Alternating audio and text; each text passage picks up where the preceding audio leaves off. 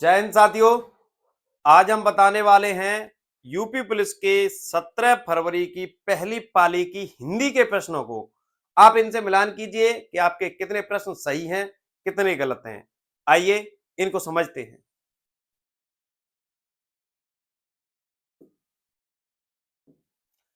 पहला प्रश्न है, निम्नलिखित में से किस विकल्प में सभी शब्द तत्सम हैं?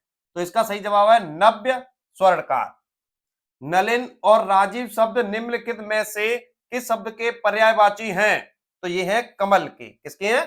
कमल के। पूर्व और उत्तर के बीच की दिशा इस वाक्यांश के लिए एक शब्द है, इसका नाम है ईशान। क्या है? ईशान। आगे, किस विकल्प में शब्द श्रुतसम भिन्नार्थक सही अर्थभेद है? इसका नाम है शशधर, शशिधर, चांद और शिवबाला। क्लियर? अभिभाषण शब्द में कौन सा उपसर्ग है? अभि।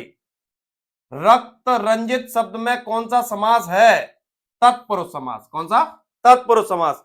क्यों, कब, कौन, सर्वनाम कौन से के भेद है? इसका सही जवाब है प्रश्नवाचक। क्लियर? मदिरालय शब्द के संधि विच्छेद का चयन कीजिए। तो इसका है मदिरा धन लय। मदिरा धन लय। क्लियर? मदिरा धन लय। आइए,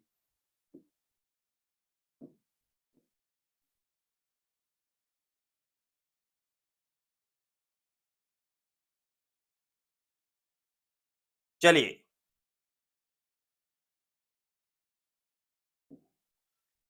निम्नलिखित में से किस विकल्प में शुद्ध वाक्य है? दीन दुर्बलों को प्यार करना मानवता है। दीन दुर्बलों को प्यार करना मानवता है। निम्नलिखित में से पुल्लिंग शब्द का चयन कीजिए। अजमाइन, अजवायन। क्लियर? हाँ। निम्नलिखित में से किस शब्द का प्रयोग एक वचन होता है? सोना, सोना। हे ईश्वर, हे ईश्वर दया करो। संबोधन कारक। कौन सा भैया? संबोधन कारक। क्लियर? निम्नलिखित में से तद्भव शब्द कौन सा है? काज। कौन सा है? काज। मदिरालय मैंने अभी बता दिया, मदिरा धना लय। अवतरण चिन्ह को कहते हैं उद्धरण चिन्ह। क्या कहते हैं? उद्धरण चिन्ह। क्लियर? हाँ। सत सही शब्द में किस प्रकार के संख्या बोधक विशेषण का प्रयोग हुआ है? अनिश्चित संख्या बोधक विशेषण। अनिश्चित संख्या बोधक विशेषण। राधा ने पायल से चिट्ठी लिखवाई, प्रेरणादायक क्रिया है। कौन सी है? प्रेरणादायक।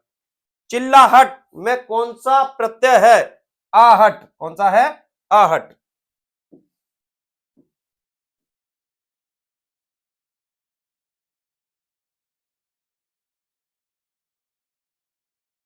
आइए, अगला है, राम अभी सोएगा। इसमें भैया कर्तवाच्य है। कौन है? कर्तवाच्य। तिल का ताड़ बनाना, छोटी बात को बड़ी कर देना। हाँ, ये रहा ऑप्शन ए। परोक्ष का प्रत्यक्ष विलोम होता है। चमड़ी जाए पर दमड़ी न जाए, अत्यधिक कंजूस होना। क्रोध किस रस का स्थायी भाव है? रौद्र। क्रोध किस रस का स्थायी भाव है? रौद्र का। सोरठा के द्वितीय और चतुर्थ चरण में कितनी मात्राएं होती हैं? 13-13। कितनी? 13-13 मात्राएं होती हैं। आइए, ये गद्यांश है।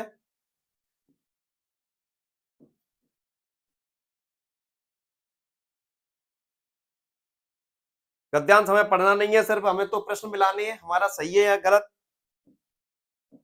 हाँ। भारतीय लेखकों की किस्मत खराब है क्योंकि वे वे अपनी भाषा के साहित्य को पढ़कर अपने समाज का हाल चाल नहीं जान सकते। वे अपनी बात भारतीय शिक्षित पाठकों तक पहुंचा नहीं पाते। वे अपनी भाषा में लिख नहीं सकते। उनकी पुस्तकों को यहाँ के नागरिक गर्व योग्य नहीं मानते। नहीं भैया, इसका सही जवाब है वे अपनी बात भारतीय शिक्षित पाठकों तक पहुंचा नहीं पाते। अगला है, उपयुक्त शीर्षक दीजिए। तो इसका सही जवाब है भारतीय शिक्षितों का अंग्रेजी से मोह है। आगे,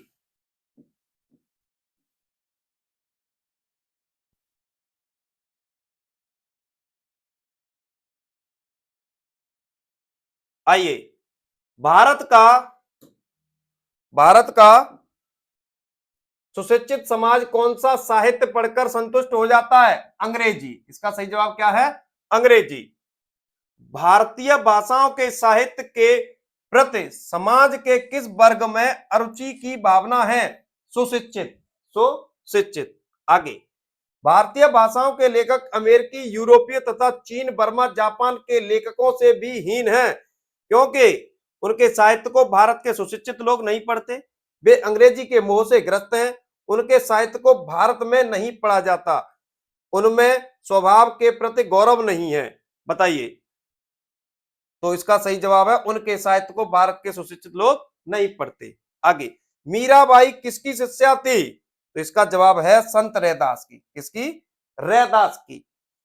निम्नलिखित में से कौन सी भाषा पश्चिमी हिंदी से संबंध रखती है? बांगरू। इसका सही जवाब क्या है? बांगरू। और हिंदी का यहां पर समापन हो चुका है। आशा करता हूं मेरे द्वारा दी गई जानकारी सही होगी, और कुछ अपवाद के रूप भी बने हुए हैं, एक दो क्वेश्चन कि कोई इसका कुछ बता रहा है, कोई किसी का कुछ बता रहा है। तो ये आंसर की आने पर पूरा स्पष्ट हो जाएगा कि आयोग ने उसका सही जवाब क्या माना है। धन्यवाद।